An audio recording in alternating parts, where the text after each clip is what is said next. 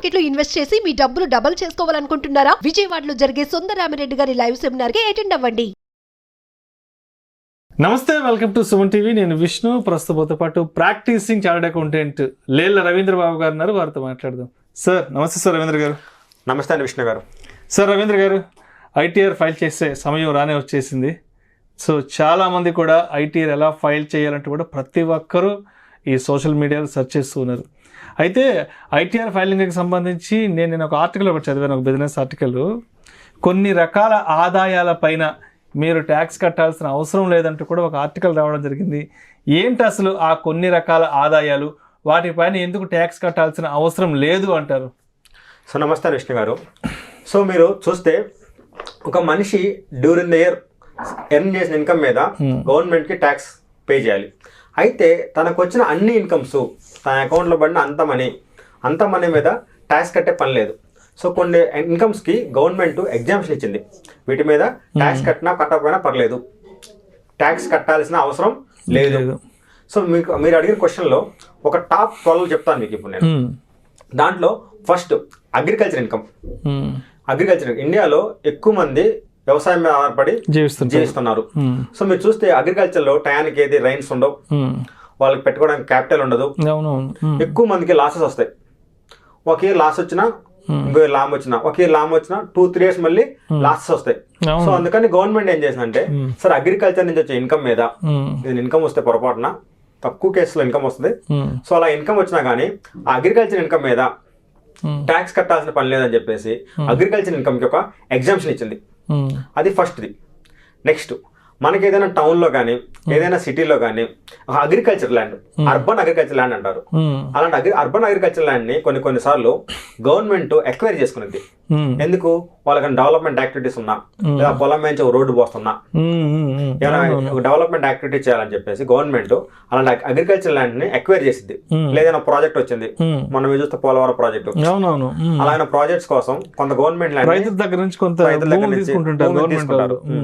అలాంటి urban agriculture land ఏమైనా acquire చేసి ల్యాండ్ ఎందుకంటే మనకి కాంపెన్సేషన్ వచ్చింది కదా, ఎకరానికి ఎంతనో నష్టపరిహారం మీద కూడా ఇన్కమ్ ట్యాక్స్ ఉండదు. సో అగ్రికల్చర్ ఇన్కమ్ మీద ఇన్కమ్ ట్యాక్స్ ఉండదు.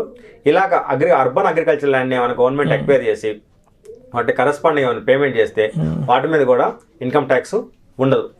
నెక్స్ట్, మన ఇండియాలో మన అందరం కూడా మన దగ్గర కొంచెం డబ్బులు మిగిలితే సేవింగ్స్ అకౌంట్లోనో ఫిక్స్డ్ డిపాజిట్ చేసుకుంటాము.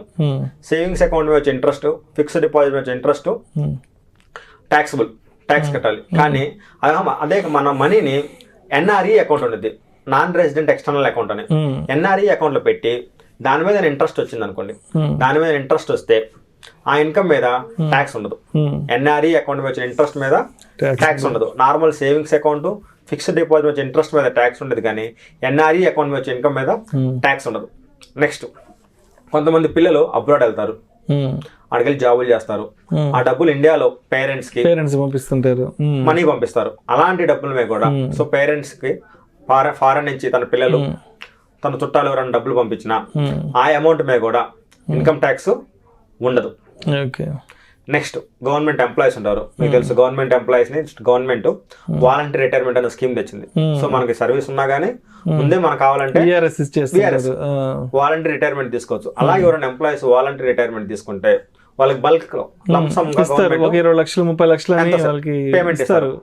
ఆ పేమెంట్ లో కూడా up to 5 lakhs income tax కట్టే పని లేదు. Up to 5 lakhs exemption. అదే విధంగా ఎంప్లాయీస్ కి గ్రాట్యుటీ అంటారు. అలాగే గ్రాట్యుటీ వచ్చినా గానీ అప్ టు 20 lakhs మీద ఇన్కమ్ ట్యాక్స్ ఉండదు. అదేవిధంగా ఎంప్లాయీస్ కి లీవ్ ఎన్కాష్మెంట్ అని ఉండేది. లీవ్ ఎన్కాష్మెంట్ అంటే వాళ్ళకి లీవ్స్ ఉంటాయి, కానీ ఆ లీవ్స్ ని వాళ్ళు యూటిలైజ్ చేసుకోకుండా ఆఫీస్కి వస్తారు. ఆ లీవ్స్ ని యూటిలైజ్ చేసుకుని ఆఫీస్కి వచ్చినందుకు వచ్చిన రోజులు మళ్ళీ కంపెనీ కానీ, government employee government company, private employees private companies leave encashment రూపంలో అమౌంట్ పే చేసింది. ఆ అమౌంట్ పే చేసినప్పుడు లీవ్ ఎన్కాష్మెంట్ ప్రైవేట్ ఎంప్లాయీస్కి అయితే అప్ టు 25 lakhs దాకా ట్యాక్స్ లేదు. ట్యాక్స్ లేదు.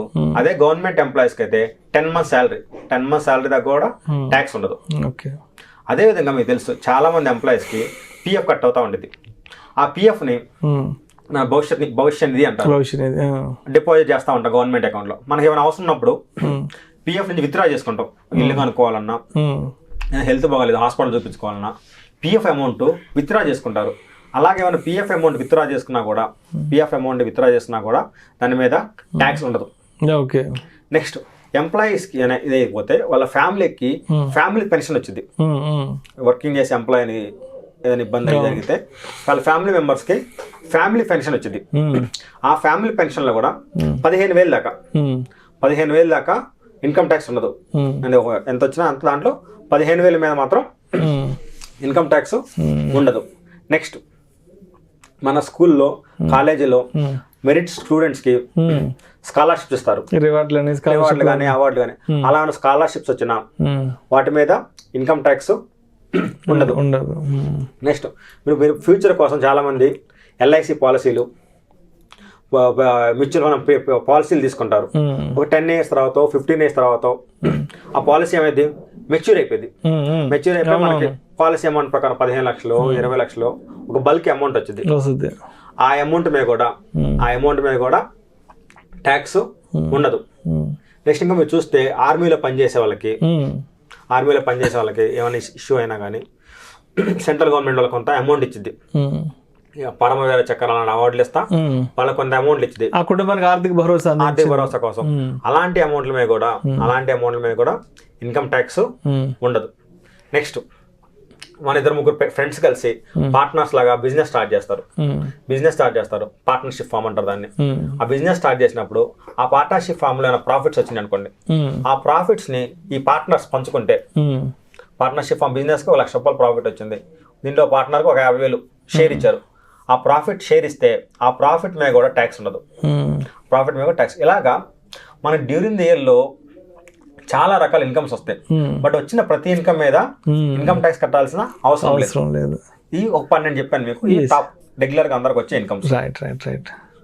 Right. Thank you so much Ravindra Babu garu. Thank you అండి విష్ణు గారు. ఎటువంటి ఆదాయ వనరులపైన ట్యాక్స్ కట్టాల్సిన అవసరం లేదు అనే అంశం గురించి చాలా చక్కగా మీ యొక్క అనాలిసిస్ని మన ఆడియన్స్కి తెలియజేశారు. Thank you so much sir. Thank you అండి. సుమన్ టీవీలో మీ పర్సనల్ అండ్ బిజినెస్ ప్రమోషన్స్ కోసం కింది నెంబర్కి కాంటాక్ట్ చేయండి.